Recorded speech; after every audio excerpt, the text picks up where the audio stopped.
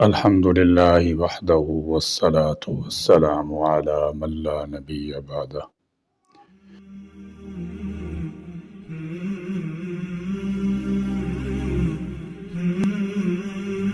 ماہ شعبان المعظم آدھا گزر چکا ہے۔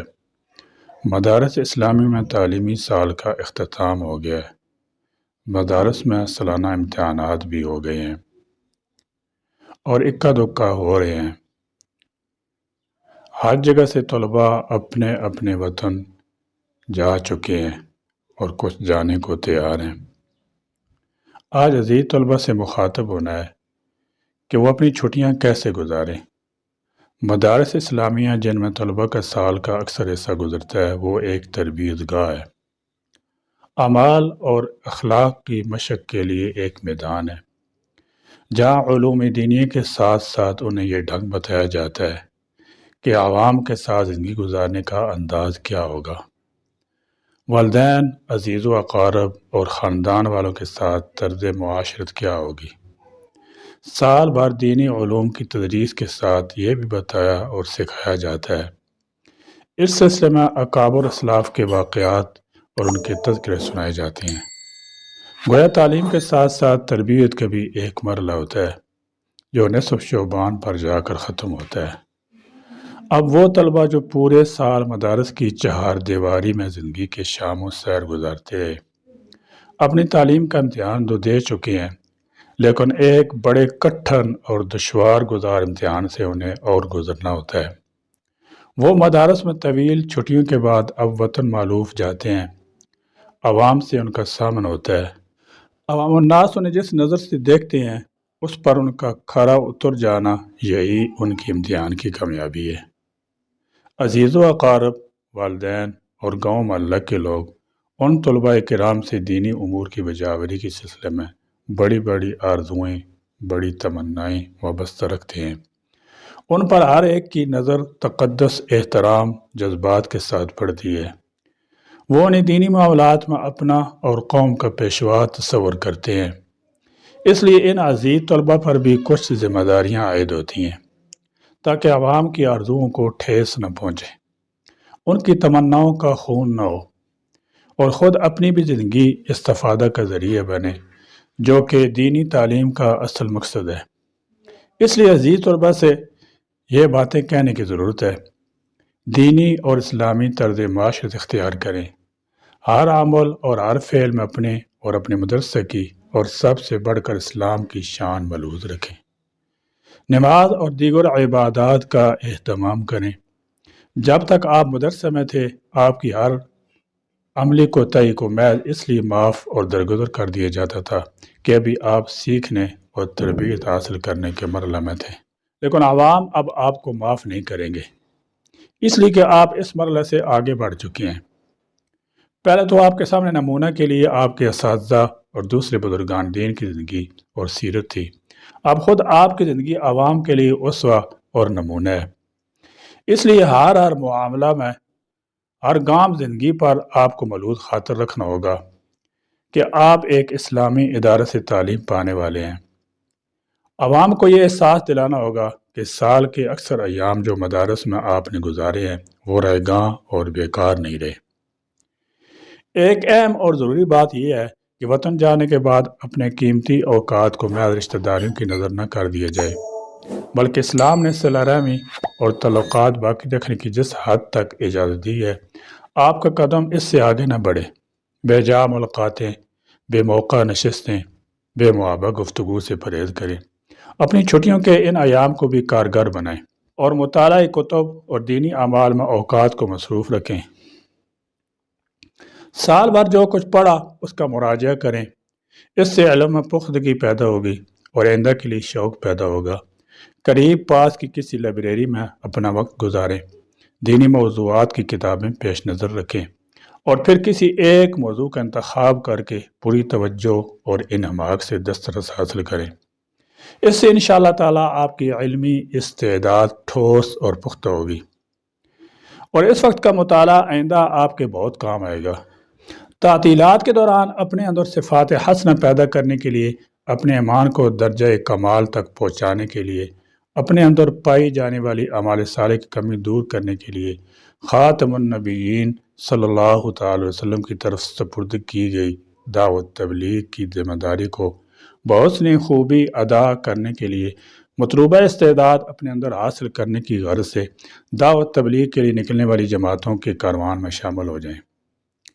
سارا سال اغلب طور پر علم الہی کے اصول میں اور تعطیلات کا زمانہ اس علم الہی کی تبلیغ و ترویج اور اشاعت میں گزار لیے جائے تو تجربات، مشاہدات اور حضرات اکابرین کے ملفوظات کی روشنی میں بالجزم کہا جا سکتا ہے کہ اللہ خاص فضل فرمائیں گے، خاص عنایت فرمائیں گے۔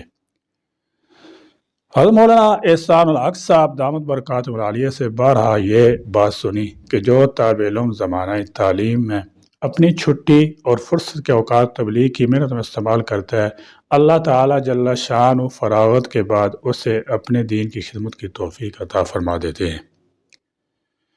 رخصت کے ایام گزارنے کا ایک بہترین مصرف بزرگان دین اور اکابر امت نے یہ بھی بتایا ہے کہ تبلیغی جماعت کی سرگرمیوں سے طلبہ جڑ جائیں، چلوں میں جائیں، عشرہ میں جائیں، سیروزے میں جائیں، گشت اور تعلیم کا اہتمام کریں۔ اس طرح تبلیغ دین اور اشاعت اسلام کی ایک بہتر صورت کی عملی مشق بھی ہوگی، رخصت کا بہتر مصرف نکل آئے گا اور عند اللہ ثواب اور اجر کی بھی امید ہے۔ اگر کوئی طالب علم کسی بنا پر جماعت تبلیغ کے ساتھ نہ جا سکتا ہو تو پھر اس کے لیے میری گزارش ہے، مؤدبانہ عرض ہے کہ وہ ملک بھر کے مدارس دینی میں منعقد ہونے والے مختلف الانواع علمی دوروں مثلا دورہ صرف نو، دورہ تفسیر، دورہ منطق، دورہ سراجی و میراث، دورہ لغت العربیہ، دورہ رد فرق باطلہ، دورہ رد قادیانیت، دورہ فلکیات، دورہ خطابت وغیرہ میں سے اپنے اساتذہ سے مشورہ کر کے اپنے مناسب حال کسی دورے کا انتخاب کر کے اس میں شرکت کریں۔ عام طور پر ان دوروں کے انعقاد کا دورانیہ 30 سے 40 دن کا ہوتا ہے، کم سے کم 15 دن کا بھی ہوتا ہے۔ اس مختصر سے عرصہ میں باعث عرفان اور سالہ سال سے تجربہ رکھنے والے علماء کرام اپنی خداداد صلاحیتوں کو بروکار لاتے ہوئے اپنے تجربات کی روشنی متعلقہ دورے کی مبادیات سے لے کر پورے فن کا خلاصہ شرکائے دورہ کے سامنے رکھتے ہیں، اس لیے اس سے ضرور فائدہ اٹھائیں۔ یہ چند عادتیں آپ کا مقدر بنا دیں گی۔ صبح سویرے نماز فجر کے لیے از خود اٹھنے کا اہتمام کرنا، 5 نمازیں باجماعت مسجد میں تکبیر اولیٰ کے ساتھ ادا کرنا، پہلی صف میں ادا کرنے کی حد الوسع کوشش کرنا، مسجد میں ہونے والے تبلیغی اعمال، تعلیم، گشت، مشورہ، شب جمعہ، جماعتوں کی نصرت وغیرہ کا اہتمام کرنا، اور نمازوں کے بعد ہونے والے دروس قرآن، دروس حدیث میں شرکت کرنا، مسجد کے ائمہ، علاقے قدیم کبار علماء کرام کی ملاقات کی غرض سے ان کی خدمت میں حاضر ہونا، اگر وسعت ہو تو ان کی شان کے مطابق وگرنہ اپنی حیثیت کے مطابق ان کے لیے کوئی معقول ہدیہ لے کر جانا، ان سے مختلف امور مشاورت کرنا، اپنی تعلیمی تبلیغی کارگزاری ان کے سامنے بیان کرنا، اگر اپنے علاقے کی مساجد میں نماز با جماعت کا اہتمام نہ ہوتا ہو تو اس کا انتظام کرنا، اگر دروس وغیرہ یا تبلیغی اعمال نہ ہوتے ہوں تو مقتدر حضرات کو اپنا ہمنوا بنا کر ان اعمال کو شروع کرا دینا یا آپ خود شروع کر دینا، اور کہیں جمعہ پڑھانے کا موقع ملے تو خوب اچھی طرح تیاری کر کے پڑھانے کا اہتمام کرنا۔ ان تمام بیان کردہ اعمال میں دیگر طلباء و مدارس کو اپنے ساتھ شریک رکھنا، اگر اپنی قرات میں کمزوری ہو تو کسی ماہر قاری صاحب سے بات کر کے اپنی تعطیلات کے اعتبار سے جامع و معنی ترتیب بنانا، کسی ماہر کاتب سے مسلسل اور خوب اہتمام سے مشق لے کر اپنا خط سنوارنا، کسی کمپیوٹر کے ماہر سے کمپوزنگ سیکھنے کی تربیت لینا۔ ایک عالم دین کے لیے موجودہ دور میں یہ مہارت بھی بہت نفع کی چیز ہے۔ اس میں کوئی شک نہیں کہ کمپیوٹر کے مفاسد سے بچتے ہوئے اس کا صحیح استعمال بہت ہی نافع اور مفید ہے۔ گھر کے کام کاج میں گھر والوں کا ہاتھ بٹھانا، سودا صرف لا کر دینا، گھر سے متعلق انتظامی امور میں بے جا دخل اندازی کی بجائے حسن تدبیر سے کام لیتے ہوئے اصلاح احوال کی کوشش کرنا، گھر میں مروج غیر شرعی امور میں بہت سوچ سمجھ کر احسن طریقے سے بتدریج تبدیلی لانے کی کوشش کرنا۔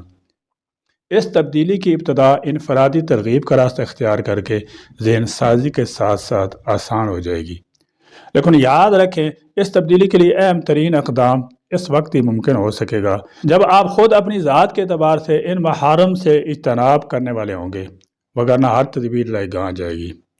روزانہ والدین کے لیے کچھ وقت فارغ کر کے خاص ان کے پاس بیٹھنا، ان کی سننا اور اپنی سنانا، ان کی جسمانی خدمت کرنا یعنی سر پاؤں کندھے دبانا، ان کے ساتھ حسن سلوک اختیار کرنا، تمام رشتہ داروں کے پاس ان کے مقام پر ملاقات کے لیے جانا، رشتہ داروں میں غیر محرم عورتوں سے بغیر صورت شرعی پردہ اور علاقے میں موجود اپنے قدیم جدید اساتذہ کے پاس ملاقات کے لیے جانا۔ اگر ان کے پاس جانا ممکن نہ ہو تو کم از کم ٹیلی فون پر تو ضرور رابطہ کرنا۔ ہر خاص و عام سے سلام میں پہل کرنا۔ غیر نصابی کو تو بالخصوص اکابرین کی سوانح وغیرہ کا مطالعہ بھی کیا جائے۔ آپ دین اور دینی مدارس کے داعی ہیں، آپ کی ہر ادا ہر لفظ دعوت ہے۔ کہیں آپ کو دیکھ کر یا آپ کی گفتگو سن کر لوگ دینی مدارس کے بارے میں منفی رائے قائم نہ کر دیں، بلکہ آپ کے اخلاق، گفتار اور عادات دیکھ کر اہل محلہ اپنے بچوں کو مدارس کے لیے تیار کریں۔ میرے خیال میں اس وقت جس میدان میں سب سے زیادہ کام کرنے کی ضرورت ہے وہ ہر محلے میں بنیادی دینی تعلیم ہے، جس سے اس وقت بھی معاشرے کے 95% بچے محروم ہیں، جبکہ ہمارے سارے وسائل چند لاکھ ان طلباء پر صرف ہوتے ہیں جو مدارس کا رخ کرتے ہیں، جبکہ کروڑوں بچے جو عصری اداروں یا دیگر جگہوں پر موجود ہیں ہماری توجہ اور تعلیم سے محروم ہیں، اور نہ ہی ان کے لیے ہمارے پاس کوئی پروگرام ہے۔ ہر محلے میں دینی اور بنیادی تعلیم کے لیے انتظام کرنا فرض ہے۔ آج اس فریضے سے ہم بحیثیت امت غافل ہیں۔ ایک صالح اور دیندار معاشرہ قیام کے لیے ہر محلے میں مکتب سسٹم ہی مؤثر ذریعہ ہے، جبکہ تعلیم حاصل کرنے کا اصل مقصد اسلامی معاشرے کی کوشش اور قیام ہے۔ اس لیے طالب علمی میں طلباء کو اس بارے میں اللہ سے کثرت سے دعا کرنی چاہیے کہ معاشی ضرورت کے لیے اللہ کسی کے آگے ہاتھ پھیلانے سے بچائے۔ طالب علم کی صدق دل کی دعائیں اللہ ضرور سنتا ہے، ضرور قبول کرتا ہے، اور دوسرے عملی پہلو سے مستقبل کوئی نقشہ ذہن میں ہونا چاہیے۔ اگر پہلا قدم ہی غلط اٹھایا، کئی سال سفر کے بعد نہ واپس پلٹنے کا وقت ہوتا ہے اور نہ آگے بڑھنے کا راستہ۔ یہ امتحان کا وہ مرحلہ ہوتا ہے کہ انسان سوچنے اور سمجھنے کی صلاحیت کھو جاتا ہے۔ دنیا تو اس راستے میں پہلے سے مفقود ہے، لیکن ایمان اور عزت بھی ہاتھ سے جاتا رہتا ہے۔ اس لیے پہلا قدم اٹھاتے ہوئے ایک تو ترقی کے منازل اور مواقع آپ کے سامنے ہوں، کیونکہ دین کے راستے دنیا میں ترقی اگر مقصود نہیں تو ممنوع بھی نہیں۔ آخری بات، اپنے اساتذہ کرام سے بلا تعطل اور بلا غرض رابطہ میں رہیں اور وقتاً فوقتاً ان سے رہنمائی لیتے رہیں، مشورہ کرتے رہیں۔ نیز حالات اور ماحول کو دیکھتے ہوئے متبع سنت پیر و مرشد سے بیعت کرنے میں دیر نہ کریں۔ روحانی ترقی کے لیے پیر و مرشد، جبکہ علمی ترقی کے لیے اساتذہ سے مسلسل رابطہ کرنا دین اور دنیاوی ترقی کے لیے نہ صرف مفید ہے بلکہ فی زمانہ ضروری اور فرض کے درجے میں ہے۔ اللہ تبارک و تعالی ہمیں وقت کی قدر کی توفیق عطا فرمائیں اور اعمال صالح کی توفیق دیں۔ آمین۔ وآخر دعوانا الحمدللہ رب العالمین۔